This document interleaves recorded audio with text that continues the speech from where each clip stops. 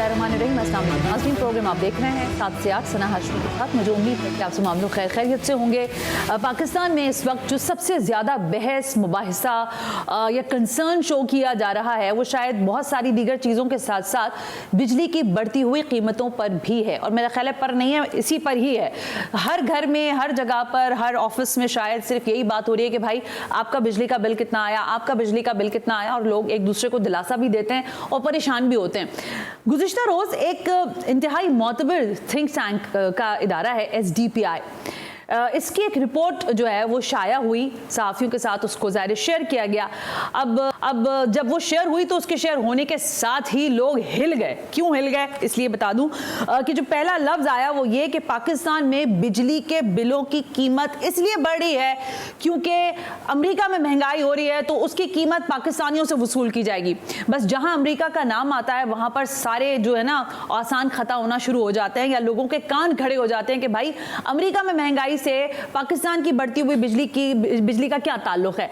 समझाना शायद थोड़ा मुश्किल है, लेकिन बहरहाल मैं आपको बताऊं कि सस्टेनेबल पॉलिसी ये इंस्टीट्यूट है यानी SDPI, जिसकी जानिब से ये इंकशाफ किया गया है कि जो महंगाई अमेरिका में हो रही है और उसकी बिजली की कीमत पाकिस्तानियों से कैसे वसूल की जा रही है, कि IPPs जो है उसके साथ जो हमारे मुआहदे हैं वो इस नौयत के हैं कि वो बराह रास्त अवाम पाकिस्तान पर असरअंदाज हो रहे हैं। इस बात को समझाने के लिए फिर इसमें बहुत ज़्यादा टर्मिनोलॉजीज़ हैं, तो मैंने कोशिश की कि SDPI के वही लोग जिन्होंने ये रिसर्च की है, जिन्होंने ये सारा काम किया है और फिर उन्होंने सहाफ़ियों तक ये सारी मालूमात पहुँचाई है, जिसने एक तहलका सा मचा के रखा हुआ है, तो उसी शख्सियत से पूछा जाए। Doctor Khalid Waheed researcher fellow SDP हैं, इनसे ज़रा पूछेंगे। लेकिन उससे पहले IPPs का जो मामला है इस पर बड़ी बात हो रही है।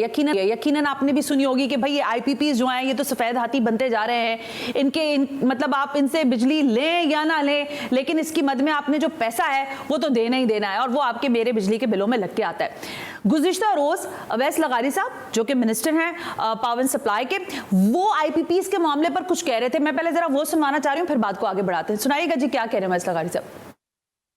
बहुत कुछ कर रहे हैं जी, उनको देख रहे हैं, असेस कर रहे हैं किसका कितना पीरियड रह गया है, उसमें हमें नुकसान कितना है, फ़ायदा कितना है, एवरेज पूल प्राइस से नीचे कौन है, ऊपर कौन है, अगर ज़्यादा महंगे हैं तो उनको निकालने का क्या फ़ायदा, उसकी कीमत क्या होगी उनको निकालने की, वो कीमत हम आज अफोर्ड कर सकते हैं, कंज्यूमर्स को कितना एडवांटेज होगा। तो मुख्तलिफ ज़ावियों से इसको देखा जा रहा है, और प्राइम मिनिस्टर साहब की हदायत के मुताबिक बहुत जल्द इसके ऊपर कोई ना कोई फैसला है। अच्छा, IPPs को निकालने की बात पे वो कह रहे थे कि हम सोच रहे हैं कि किसके साथ हम मजीद आगे चल सकते हैं और कौन से ऐसे मुआहदे हैं जिसको रिविजिट करने की ज़रूरत है। मैंने आज जहमत दी है doctor Khalid Waheed researcher fellow SDPI, ताकि ज़रा मैं उनसे पूछूं कि ये जब इन्होंने रिपोर्ट बनाई है जिसने हमारे तो होश उड़ा दिए हैं, ये इनकी रिपोर्ट कहती क्या है। तो ज़रा डॉक्टर खालिद साहब से बात करते हैं। अस्सलाम वालेकुम डॉक्टर खालिद वहीद साहब। जी वालेकुम सलाम। डॉक्टर साहब thank you very much sir कि आपने वक्त दिया।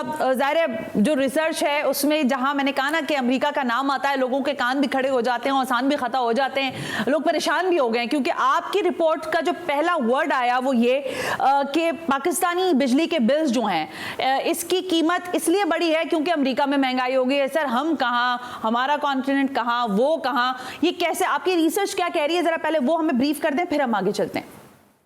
देखें, ये रिसर्च कोई नई बात नहीं है। ये शुरू से जब भी पावर परचेजिंग एग्रीमेंट सामने आए थे, नेपरा की वेबसाइट्स पे पढ़े हैं तो वहाँ पे ये बात सामने लिखी है कि आपके जो कैपेसिटी चार्जेस हैं वो इंडेक्स्ड हैं आपके 3 फैक्टर्स के साथ, एक्सचेंज रेट के साथ, आपके इंटरेस्ट रेट के साथ, वो नेशनल इंटरेस्ट रेट भी है और फॉरेन इंटरेस्ट रेट भी है, और तीसरी चीज़ आपके इन्फ्लेशन के साथ, और वो नेशनल इन्फ्लेशन भी है और वो US का इन्फ्लेशन भी है। वो इसलिए लिंक किए गए हैं कि चूँकि ये फॉरेन फाइनेंसिंग से जो ये प्रोजेक्ट्स लगे थे, तो जैसे जैसे महंगाई जो है वो पाकिस्तान में बढ़ती है, इन्फ्लेशन रेट बढ़ता है, तब भी ये कैपेसिटी चार्जेस ऊपर जाते हैं। जैसे जैसे ये USA में महंगाई बढ़ती है या ग्लोबल महंगाई बढ़ती है तब भी ऊपर जाते हैं, इंटरेस्ट रेट के बढ़ने से भी जाते हैं और एक्सचेंज रेट के बढ़ने से भी ऊपर जाते हैं। तो आप अगर हिस्टोरिकल ट्रेंड्स को देखें तो 2017 से लेके 2024 तक पाकिस्तान में ये तीनों चारों इंडिकेटर्स जो हैं वो बड़े एक्सपोनेंशियली इंक्रीज हुए हैं, जिसकी वजह से आपका टैरिफ जो है वो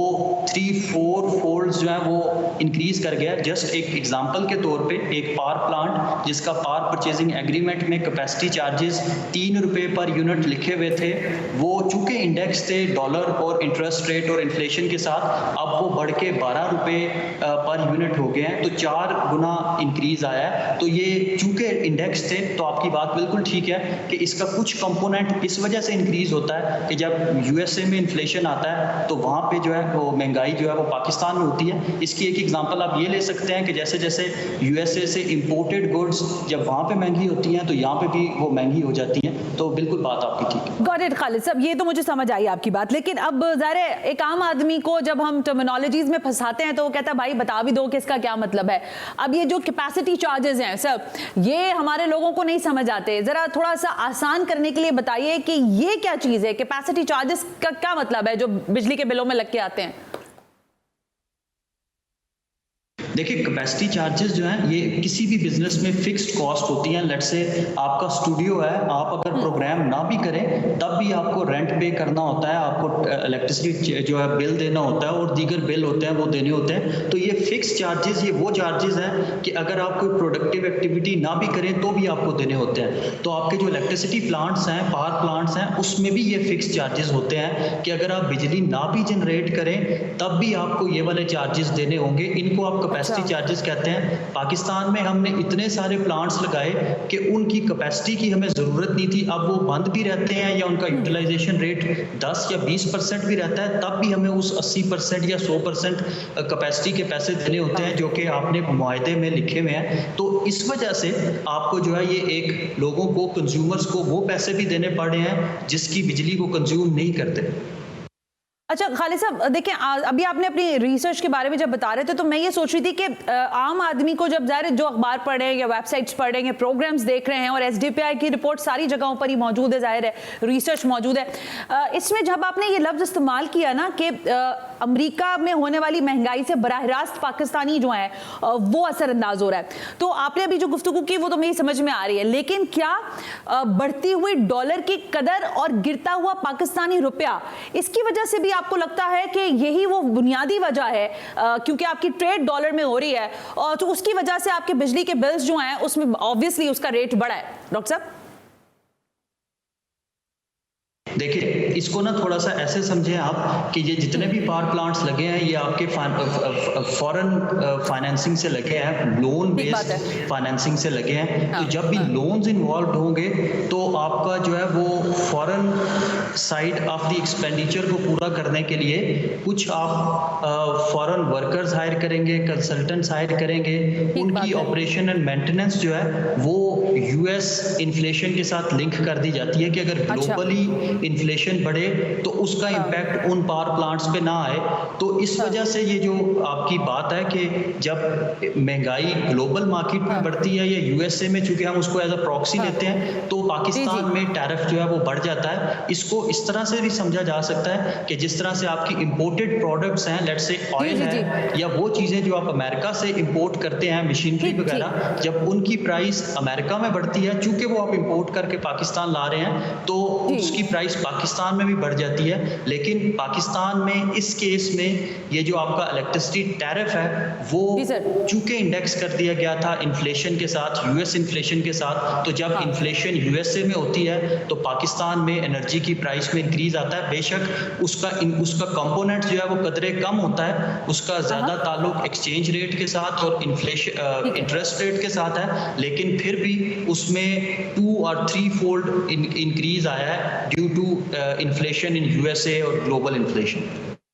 अच्छा खालिद साहब, देखें अब ज़ाहिर जब हम इंटरनेशनली इस चीज़ को देख रहे हैं और आप कह रहे हैं कि उनके साथ आपकी अग्रीमेंट्स, ज़ाहिर मैं आगे भी बात करूंगी कि किस नौयत के हमारे अग्रीमेंट्स, लेकिन क्या जो नेशनल लेवल पर ज़ाहिर जब स्टेट बैंक अपनी पॉलिसी देता है, शरह सूद में इजाफे की पॉलिसी आती है, तो क्या वो भी बराह रास्त हमारे टैरिफ पर असरअंदाज होती है या नहीं होती? उसका कुछ असर कम होता है या पूरा उतना ही असर होता है जितना ज़ाहिर है शरह सूद में इजाफा किया जा रहा होता है? खालिद साहब जी बिल्कुल, इसका असर पड़ता है। अगर आप देखें तो पाकिस्तान में भी अनप्रेसिडेंटेड लेवल है इंटरेस्ट रेट का, अभी कुछ कम हुआ है, लेकिन अगर आप इसको 2015 से या 2019 में जब ये पावर प्लांट्स लग रहे थे उस सिचुएशन में कंपेयर करें, चूंकि ये लोन बेस्ड फाइनेंसिंग है तो इसका डायरेक्ट इम्पैक्ट आता है आपकी लोकल इंटरेस्ट रेट से, नेशनल इंटरेस्ट रेट से और आपके फॉरेन इंटरेस्ट रेट से, क्योंकि आपने जो कर्जा वापस करना है, जो उस पर आपने इंटरेस्ट पे करना है, उसकी मद में जो अदायगियां हैं वो महंगी हो जाती हैं, तो इस वजह से भी आपका जो टैरिफ है वो इंक्रीज हो जाता है। अच्छा, जब आपने अभी ज़ाहिर अपनी मैं आपकी रिपोर्ट देख ही रही थी, इसमें काफ़ी सारी चीज़ें तो वाज़े भी लिखी हुई हैं, लेकिन मैं क्योंकि आप आज आ गए हमारे पास और हम चाहते हैं कि आपका फ़ायदा हो, लोग सुने आप ही के मुंह से, क्योंकि आप ही की रिसर्च चाहिए। इस वक्त जो हमारे पास कैपेसिटी चार्जेस हम दे रहे हैं, ये कितने % है दे रहे हैं हम? क्योंकि जो रिपोर्ट में है वो तो मैंने शायद 70 पढ़ा है, लेकिन आप थोड़ा सा ब्रीफ करें इसको कि कितने % है जो हम अभी दे रहे हैं कैपेसिटी चार्जेस की मद में?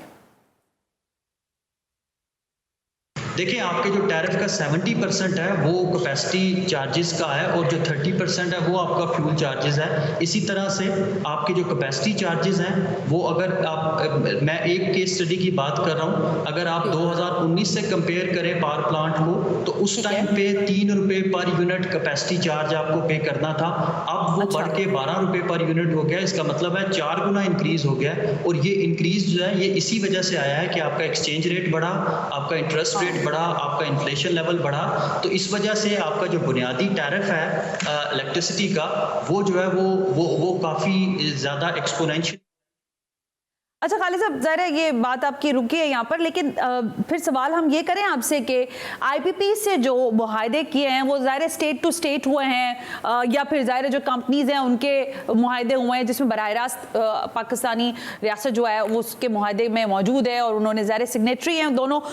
ये मुआहदे जो हैं ये किन उसूलों पर हुए हैं और कैसे हुए हैं? आम आदमी तो कह रहा है ना भाई, क्यों किया ऐसे मुआहदे जिसमें सिर्फ खसारा ही खसारा था, यानी बिजली इस्तेमाल करे ना करे पैसा भरना है, तो वो थोड़ा सा बताएंगे आप हमें कि ये कैसे मुआहदे हुए हैं? नहीं, देखिए, इस पे गवर्नमेंट को फैसला करना है कॉस्ट एंड बेनिफिट एनालिसिस को देखते हुए। जब भी आप किसी कॉन्ट्रैक्ट को आप जो है वो ओन नहीं करते, ऑनर नहीं करते हैं, तो उसका डायरेक्ट इम्पैक्ट आपकी फॉरेन डायरेक्ट इन्वेस्टमेंट पे, आपके इन्वेस्टमेंट क्लाइमेट पे आता है। तो ये चीज़ तो बड़ी गलत होगी कि आप जो है फोर्सफुली किसी आईपीपी के साथ जो मुआहदा है उसको ख़त्म करें, क्योंकि उसमें सॉवरन गारंटीज इन्वॉल्व होती हैं, लेकिन इसको रीनिगोशिएट किया जा सकता है इन टर्म्स पे कि ये जो आपने पीपीए साइन किए हुए थे, इसकी वजह से पाकिस्तान एक इकोनॉमिक टर्मोइल में गुजर रहा है, पाकिस्तान की मैशियत संभल नहीं पा रही। खास तौर पे मैं सीपैक के अंडर जो आईपीपीज लगे हैं, चूंकि आप सीपैक के जितने भी आईपीपीज लगे हैं उनको फाइनेंशियल बॉटलनेक्स का सामना है, उनको पेमेंट्स नहीं की जा रही पाकिस्तान की तरफ से, क्योंकि पाकिस्तान एक इकोनॉमिक टर्मोइल से गुजर रहा है। तो अगर ये आईपीपीज थोड़ा सा रीनिगोशिएट करते हैं और पाकिस्तान को एनर्जी सेक्टर को थोड़ा सा कुशन प्रोवाइड करते हैं, तो शायद मुल्क में इकोनॉमिक ग्रोथ जो है वो ज़्यादा रफ्तार से होगी, इंडस्ट्रियल डेवलपमेंट हो सकती है। उस इंडस्ट्रियल डेवलपमेंट की बेस पे पाकिस्तान फिर अपने पैसे जो है वो वापस कर सकता है। लेकिन ये एक स्पाइरल है, ये एक विशियस साइकिल है, आपको एक सिरा ठीक करना है और फिर अपने इस साइकिल को पॉजिटिव करके लेके चलना है। लेकिन इसकी जो कुंजी है वो मेरे ख्याल से आपके ये जो आईपीपीज के साथ मुआहदे हैं इनको रीनिगोशिएट करने में है, और इस तरह से रीनिगोशिएट करना है हमने कि हम टैरिफ में थोड़ा सा कुशन लेके आ सकें और उस कुशन से रिलीफ प्रोवाइड कर सकें अपने इंडस्ट्रियल कंज्यूमर्स को और अपने रेजिडेंशियल कंज्यूमर्स को। खालिद साहब, जब आप रीनिगोशिएट की बात कर रहे थे ना, तो फिर मेरे जहन में ये सवाल उभरा कि हम किन पॉइंट्स पर रीनिगोशिएट कर सकते हैं, क्योंकि अब ये जो मुआहदे हैं, क्योंकि मैं अभी कुछ कंपनीज का नाम नहीं लेना चाह रही, लेकिन मैंने पढ़ा कि उनके साथ तो आपने अपने मुआहदों को रिव्यू करने के बजाय उनको रिन्यू करके दे दिया है बगैर सोचे समझे शायद। तो आपके जहन में क्या पॉइंटर्स हैं, किन पॉइंटर्स पर गवर्नमेंट जो है वो निगोशिएट कर सकती है?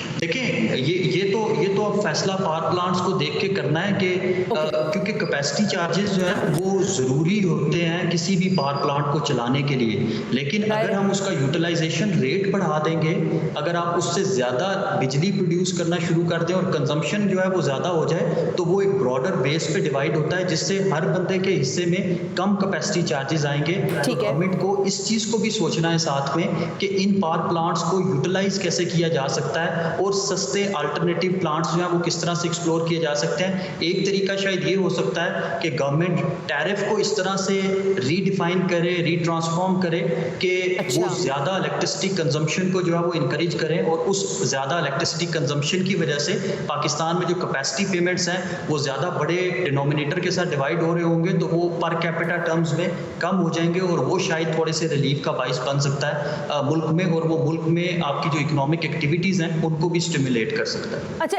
इट्स मीन कि ज़ाहिर जब तलब और रसद की बात आती है तो फिर इंडस्ट्रीज जो हैं उस तरफ आपको शिफ्ट करना पड़ेगा, मेरा ख्याल है, जिस तरफ आप इशारा कर रहे हैं, क्योंकि अगर आप एक खास टाइमिंग के अंदर, जैसे आज मैं सुन रही थी अवैस लगारी साहब को एक प्रोग्राम में, तो वो कह रहे हैं जनवरी में जो है आपके बिल कम हो जाएंगे, तो मेरे दिल में ये सवाल आ रहा था कि जब ज़ाहिर सर्दी होगी, लोग इस्तेमाल ही नहीं करेंगे, बिजली की खपत ही नहीं होगी, तो ऑब्वियस ही बात है आपके रेट्स जो भी हो, लोगों का बिजली का बिल तो वैसे ही कम आना है। लेकिन बिसाइड दैट आर्ग्यूमेंट, खालिद साहब, मैं ये सवाल करना चाह रही थी आपसे कि अब देखें हम ज़्यादातर सोलर एनर्जी की तरफ लोग जा रहे हैं, जिनके पास पैसा है वो कोशिश कर रहे हैं कि शमसी तवानाई पर मुंतकिल हो जाएं।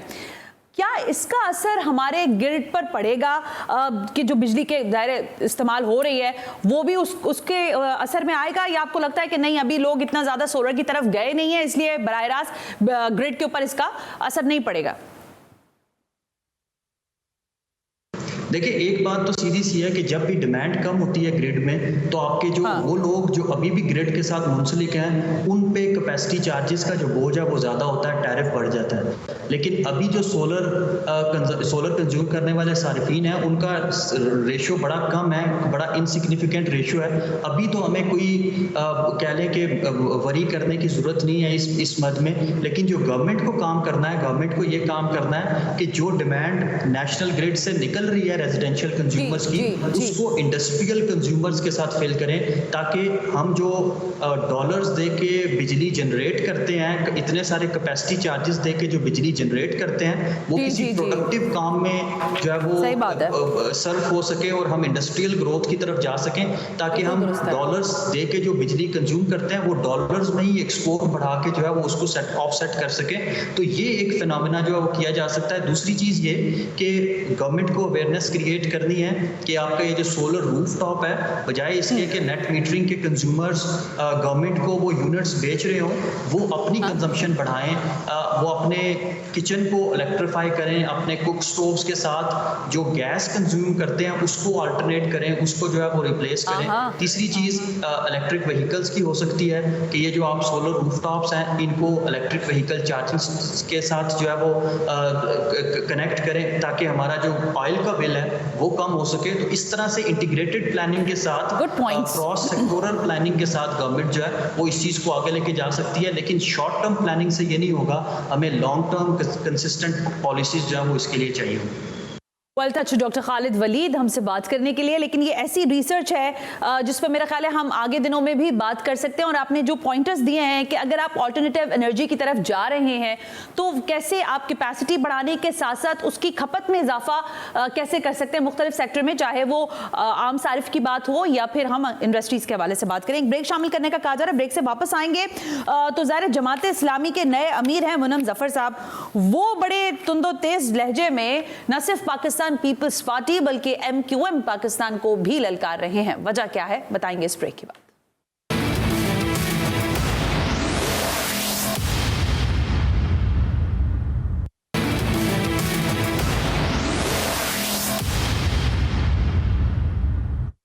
वेलकम बैक नाज़रीन, हम ब्रेक पर थे और ब्रेक पे जाने से पहले बात हो रही थी बिजली की कीमतों की, और ज़ाहिर जो इजाफा है उस पर अवाम तो ज़ाहिर सरापा एहतजाज है ही। अब नहीं भी एहतजाज कर रहे हैं तो बेचारे रो रहे हैं कि कैसे ये हालात बदलेंगे। ऐसे में एक सियासी जमात है जो कहती है कि हम अवाम की नब्ज़ जानते हैं, और मैं बात कर रही हूँ जमात इस्लामी की। इस वक्त जमात इस्लामी पे अगर मैं गलती पर नहीं हूँ तो पिछले 3 साल का अगर उनकी सियासत का 4 साल का अहाता करें तो उन्होंने बड़ी आवाज़ उठाई है हर मामले पर, और अगर पुराना और चले जाए रिकॉर्ड के हिसाब से तो 10 साल से हम देख रहे हैं कि वो हर तरह के मामला, चाहे वो किसी निजी हाउसिंग कंपनी का मामला हो, कराची में बिजली का मसला हो, पानी हो, तो बहरहाल जमात इस्लामी सड़कों की सियासत करती हुई नजर आती है। लेकिन फ़ायदा क्या होता है, रिसीविंग हैंड पर जमात इस्लामी क्या हासिल करती है, शायद ये उससे अहम सवाल है। लेकिन जैसे जैसे ज़ाहिर क़यादत की तब्दीली हुई, ट्रांजैक्शन हुआ है कि अमीर कराची जो हैं अब मनम ज़फ़र साहब हैं, पहले हाफिज़ नईम रहमान साहब हुआ करते थे, तो कितना तब्दीली आई है कराची के उस तमाम तर सियासत में जो कि हमने पिछले दिनों देखी है। आज मेरे साथ अमीर जमात इस्लामी कराची मनम ज़फ़र साहब मौजूद हैं, YDSNG। मनम साहब, thank you very much and बहुत बहुत शुक्रिया, आपने वक्त दिया। बहुत शुक्रिया। मुझे कहा जा रहा था कि आपने जो बयानात दिए हैं हालिया दिनों में, उसका पूरा मोन्टाज इन लोगों ने तैयार किया और कह रहे थे चलाएं। मैंने कहा जब मनम साहब खुद मौजूद हैं तो मोन्टाज की फिलहाल ज़रूरत नहीं है, उन्हीं से दूबदू सवाल होंगे। मनम साहब, ये सबसे पहले फरमाएं, अभी हम नौहागर थे बिजली के हालात और वाक़यात पर, आप भी मुसलसल बुनियादों पर ऐसे हालात का ज़ाहिर उस पर आवाज़ उठा रहे हैं। क्या लगता है आपको कि आप हुकूमत को किसी हद तक मैसेज पहुँचाने में कामयाब हुए हैं या नहीं हुए? जी बिल्कुल, हम अल्हम्दुलिल्लाह हुकूमत तक मैसेज पहुंचाने में कामयाब हुए हैं। और आपने देखा कि हुक्मरान जो है वो जिस तरह मुल्की मईशत का और आवाम का इन हुक्मरानों ने बड़ा गरक कर दिया है, और जिस तरह का बजट आया है ये बदतरीन बजट है। और इस बजट के नतीजे के अंदर पिसे हुए आवाम मज़ीद पिस गए हैं।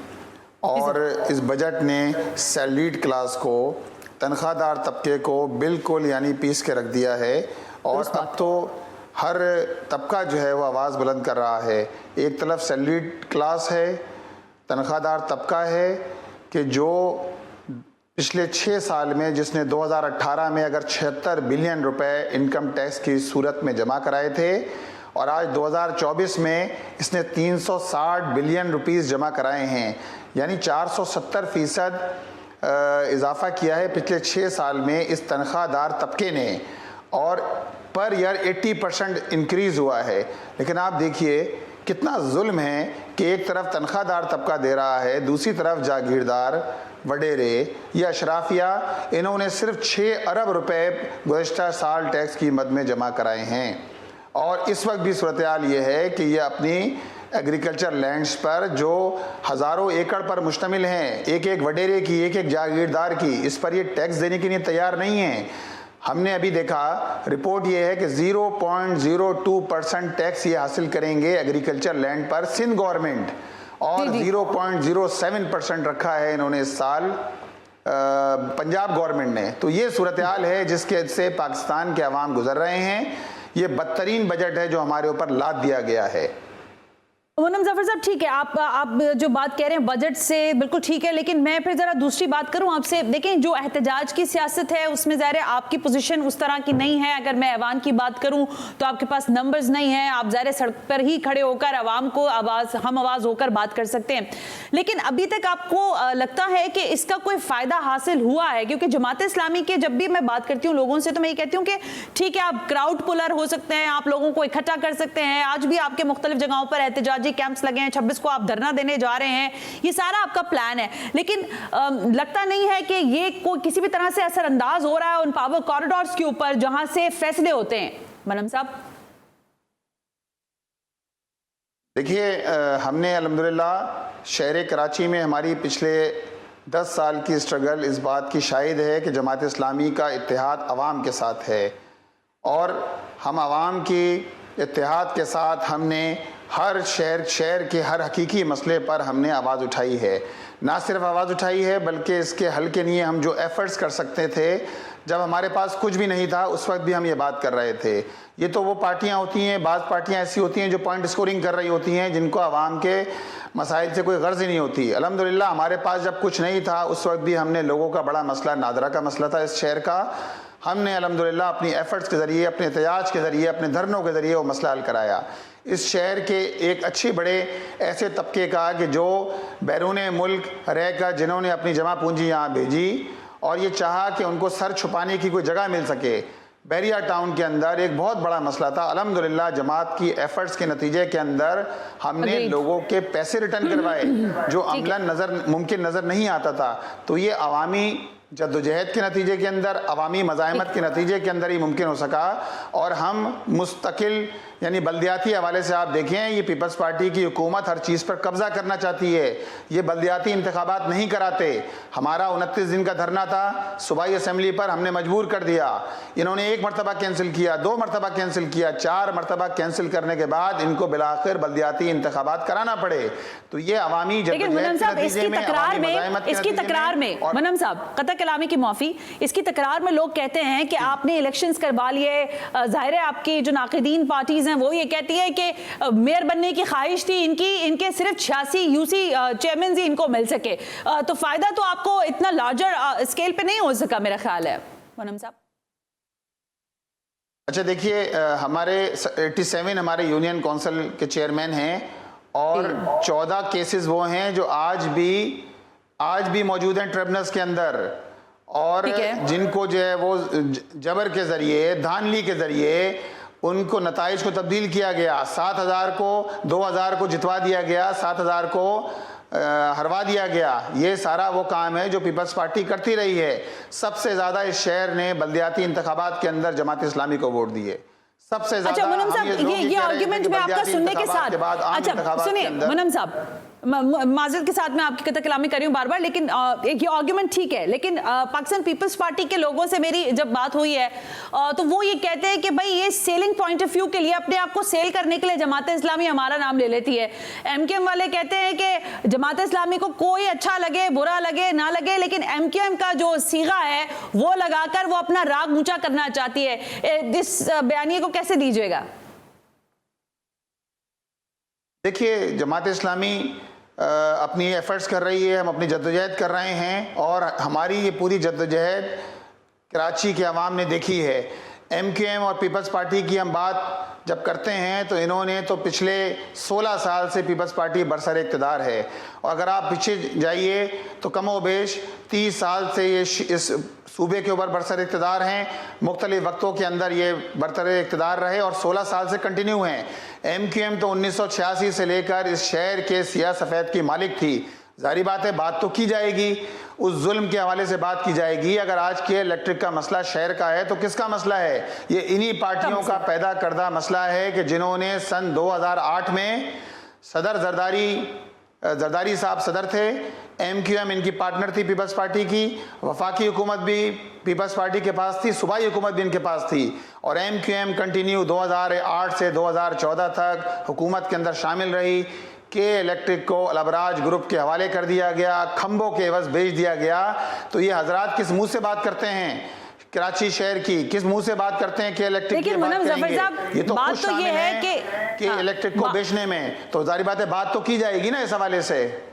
ठीक है मुनम साहब, एक ब्रेक शामिल करते हैं आपकी इजाजत से, लेकिन मुंह का चटखारा बदलने के लिए पाकिस्तान की सियासत या कराची में तड़का लगाने के लिए एमक्यूएम का नाम कितना इंपॉर्टेंस रखता है जमात इस्लामी के लिए, और क्या मुनम जफर साहब उसी तरह से जारहाना कराची की सियासत कर सकेंगे जो ट्रैक रिकॉर्ड हाफिज नईमुर रहमान का था? इन दोनों बातों का जवाब लेते हैं इस ब्रेक के बाद।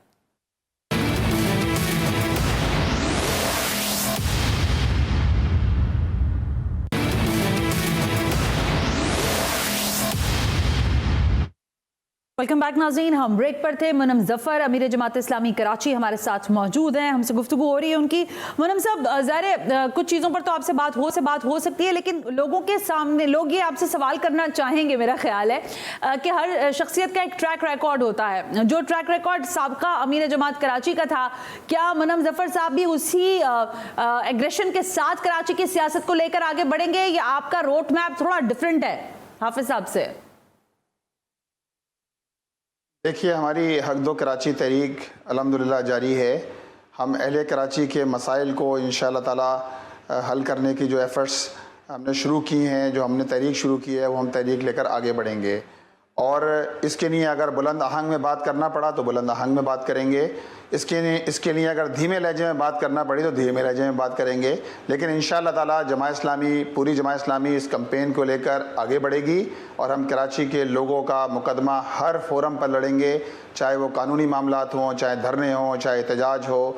हर फोरम पर इंशाल्लाह ताला अपना मुकदमा लड़ेंगे। अच्छा मनम साहब, ज़ाहिर बलदियाती इलेक्शंस हुए हुए और फिर ज़ाहिर आपके यूसी चेयरमैन आए हुए काफ़ी अरसा तो गुजर ही चुका है। कुछ लोगों से हलकों पे बात हो रही थी और बात इस बारे में हो रही थी कि क्या अभी तक जमात इस्लामी ने कोई एक मॉडल यूसी तैयार की है जिस पर वो फ़ख्र कर सके और हमें बता सके कि भाई शहर की एक यूसी कम से कम ऐसी है, क्योंकि मेयर कराची तो दावे कर रहे हैं कि वो शहर को रिफॉर्म कर रहे हैं, बेहतर कर रहे हैं, लेकिन आप हमेशा पाकिस्तान पीपल्स पार्टी से खफा रहते हैं। तो आपने कोई ऐसी मॉडल यूसी तैयार कर ली है अपनी शहर के अंदर?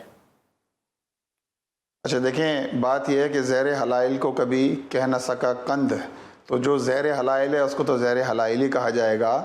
पीपल्स पार्टी को अगर हम कहते हैं तो इसलिए कहते हैं कि पीपल्स पार्टी कराची दुश्मनी में बहुत आगे निकल चुकी है और उसके इक़दामात ये बताते हैं। जहाँ तक इस बात का ताल्लुक है, अल्हम्दुलिल्लाह जमात इस्लामी ने, मैं 8 महीने की रिपोर्ट अगर आपको दूँ, 1 नवंबर को हमें फाइनेंशियल चार्ज मिला।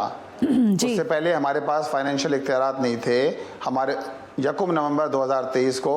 और अगर 8 महीने की रिपोर्ट मैं आपको दूं तो इस वक्त शहर के अंदर हमने 80, अपने 9 टाउन्स के अंदर हमने 83 पार्ट्स का हमने इनको रेनोवेट किया है, उनको बेहतर बनाया है, उनको पब्लिक के लिए हमने ओपन किया है। और अभी पिछले दिनों हमने एक स्पोर्ट्स कम्प्लेक्स का इफ्तिताह किया। एक यूसी की बात कर रहा हूँ, शरीफाबाद यूसी के अंदर वो स्पोर्ट्स कम्प्लेक्स ऐसी जगह पर बनाया गया है जहाँ गार्बेज स्टेशन था, जहाँ आबादी के दरमियान कचरा कुंडी बनी हुई थी, उसको साफ करके 3 महीने की एफर्ट्स पे अल्हम्दुलिल्लाह हमने स्पोर्ट्स कम्प्लेक्स बनाया है वहाँ के लोगों के, नौजवानों के लिए। अल्हम्दुलिल्लाह हमने इस 8 महीने के अंदर 30,000 से ज़ायद गलियों के अंदर हमने 30,000 से ज़ायद हमने लाइटें लगाई हैं। शहर को रोशन करने की हमने कोशिश की है, हमने प्ले ग्राउंड्स को आबाद करने की कोशिश की है। ये एक मुख्तसर से 8 महीने की काविशें हैं, जो काम हमारे ज़िम्मे नहीं था। वाटर एंड सीवरेज कॉरपोरेशन कब्जा मेयर मुर्तज़ा वहाब साहब की सरपरस्ती में काम कर रही है, वो उसके चेयरमैन कब्जा मेयर कह रहे हैं मनम साहब, वो कब्जा मेयर कैसे है सर? वो तो वोट लेके नहीं आए मनम साहब। देखिए, कब्जा मेयर हम उनको इसलिए कह रहे हैं कि 193 हार गया और 174 जीत गया। कब्जा मेयर इसलिए कह रहे हैं हम उनको कि जब एक तरफ जो है वो 174 जीत गया और 193 कैसे हार सकता है? आप मुझे खुद बताइए। आदाद शुमार की रोशनी में भी अगर आप मुझे कम से कम वजाहत कर दीजिए इसकी, तो जारी बात है हम कब्जा मेहरी कहेंगे। जब हमारी 14 नशिस्तों पर यूसीज पर डाका डाला गया, 87 हमने जीती, 14 पे अभी भी हम जो है वो ट्रिब्यूनल के अंदर मौजूद हैं। ठीक हो गया मनम साहब, वक्त कम है। ये आपसे वादा रहा कि मनम साहब, ये आपसे वादा रहा कि फिर आपको किसी वक्त जहमत देते हैं स्टूडियो में आने की और आपसे जरा पूछ लें पीपल्स पार्टी के ऊपर और एमकेएम के ऊपर आपकी और क्या चार्जशीट है और शहर को कैसे आप बेहतर कर रहे हैं। आज के लिए आपका बहुत बहुत शुक्रिया। अमीर जमात इस्लामी कराची मनम जफर हमसे बात कर रहे थे। आज के प्रोग्राम से सना हाशमी को इजाजत दीजिए। अल्लाह हाफिज।